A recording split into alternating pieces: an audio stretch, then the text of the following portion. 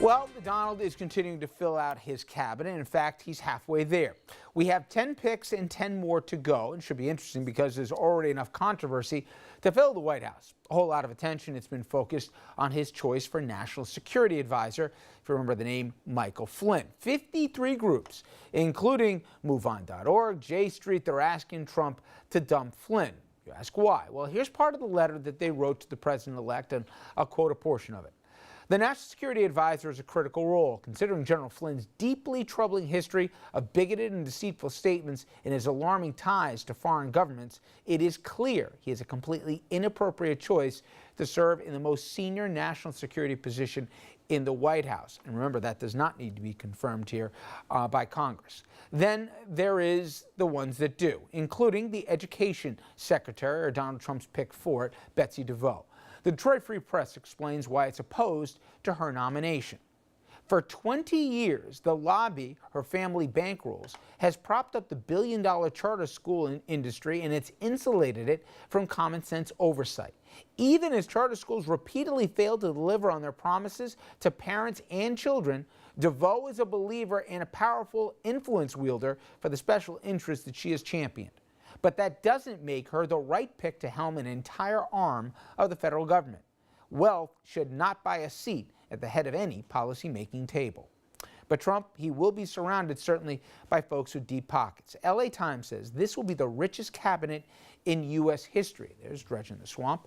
Joining the panel right now, Richard St. Paul, Republican strategist, former vice chair of the National Black Republican Association, and he joined us last night. I thought some really powerful commentary, especially surrounding what we saw that happened in South Carolina with that mistrial, but we'll get into that topic tomorrow.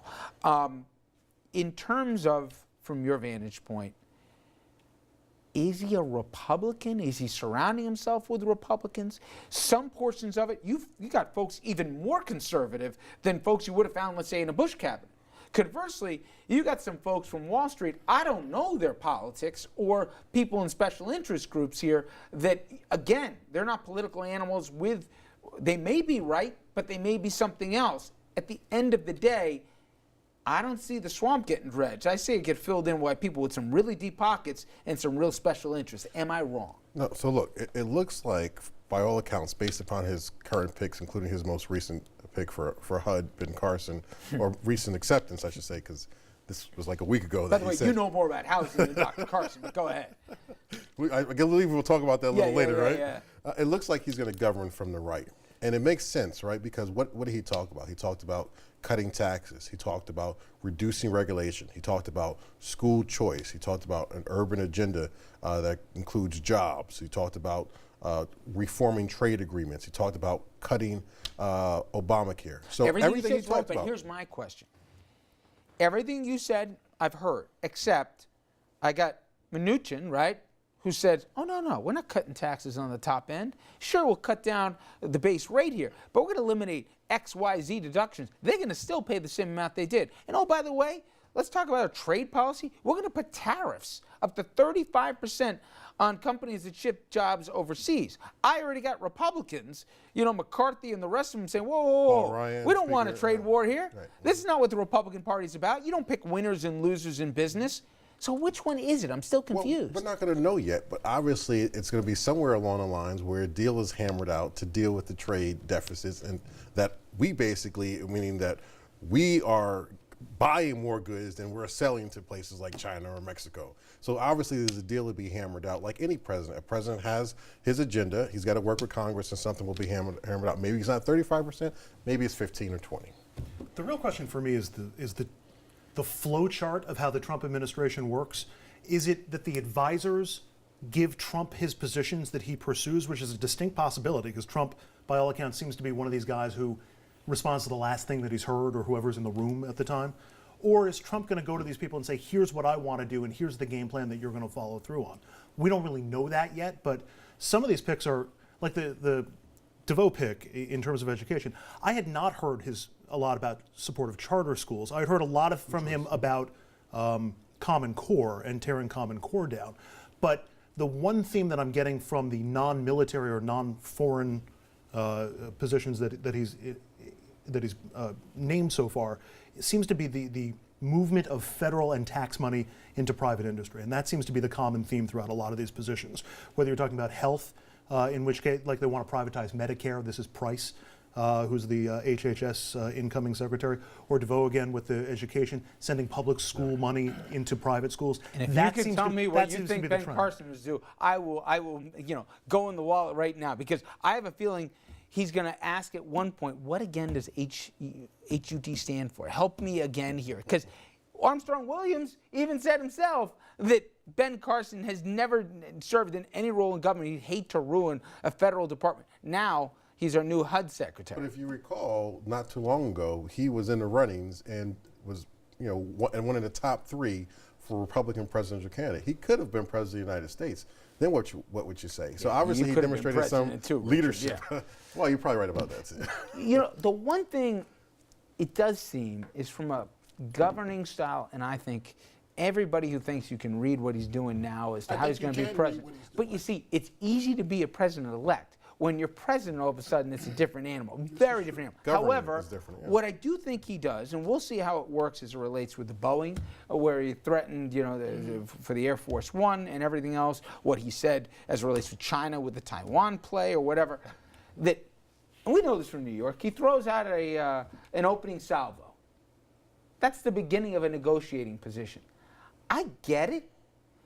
But it's not a reality show. It's not even a business deal. Words have consequences. We'll talk next segment on the diplomatic front. But even more than that, you say that to Boeing right now, right? Do you know how many jobs Boeing's responsible for in the United States? You talk about fine, you're going to save 1,000 jobs by carrier by writing a check to them, and they also have a federal contract. That's one way.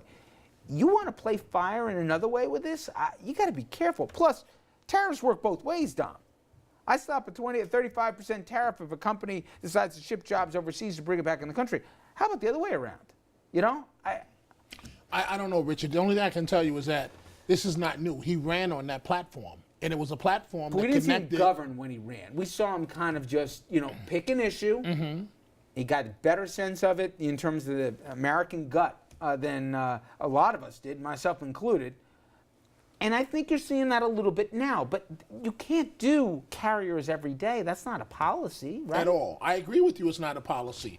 But knowing the Trump that we've all come to know, whether you like him or hate him, do we really think that he's going to have underlings selecting his positions? I don't think so. I don't think. If you know this man, you know it's coming from him, and it's going to flow down to his people. But as you'll find out in a second, and I'm going to speak to my guest, he hasn't sat in on one national security briefing. He has shown zero appetite to consume information to form policy right now. And to Andrew's point, are we going to be outsourcing that? It's one thing to have an idea to say, you know what? I go save those jobs. That's going to be a good headline. He's right. Pick a fight with the Chinese over something. We might think it's crazy foreign policy, but the public will eat it up. Today, a deal with a Japanese firm, maybe, I want to see the details on this one here, but there could be a $50 billion investment, 50,000 jobs. Again, devil in the details. Before I lost time, we talk about the cabinet here, and Richard, you're a former military man yourself. We've had a history in this country where we've had a separation as it relates to the military, where we've had civilian leadership and management. For all the obvious reasons, and people didn't figure it out, smarter people than us in the beginning of this country said, you can't have the military having too much overarching power when it comes to policy and leadership, etc. You need to have civilians in there. Okay. Are there too many generals? There's a whole bunch, not just in military or national security positions, but in others as well. Are you at all uncomfortable by that? Look, here's how I look at it. First of all, being in the military, our battalion commanders, brigadier generals, would change every 2 years or 3 years on purpose because they didn't want somebody in charge of thousands of troops for a very long time. You can MacArthur was a perfect example. You didn't want somebody threatening the power of the presidency. Exactly. Right? So we change our leadership constantly. And as you said, yes, look, for civilian, we have a civilian president for a reason. The thing about generals is that they are required to make decisions like a CEO. And I think he appreciates, Trump and his leadership style appreciates having somebody who gathers information and then makes that decision. So I think he appreciates the strength in these generals and their decisive leadership skills. I think that's what he's looking at. It seems as though it's as much style, even more than substance. I have nothing. I know everyone's got a problem with what Petraeus did, and it was a huge lapse of judgment. By all accounts, he's a smart guy. Right. Mattis, okay, he may say some crazy stuff, but by all accounts, an informed guy who understands national security and other information. Flynn seemed a little bit of a nut to me here, but by all accounts, he at least had a lot of credibility within the military and was a structured guy. It's just when you start adding them up and up, Richard, it's like. Well, and that's why it's going to be key. For example, his Secretary of State is going to be very important, and that's going to be a crucial role. And also, you have the Vice President there, Pence, who I think is going to be very involved in foreign policy. So my prediction is you're going to have Pence. You're going to have probably Flynn and the Secretary of State, kind of his foreign policy team, to give him the advice. When we come back here, Donald Trump, as we know, very close with his kids, and that's great. But when the kids are involved, not just in the family business, but the transition and possibly beyond, what about then? We're going to talk about why that could cause a whole host of problems for international relations once dear old dad takes over the White House.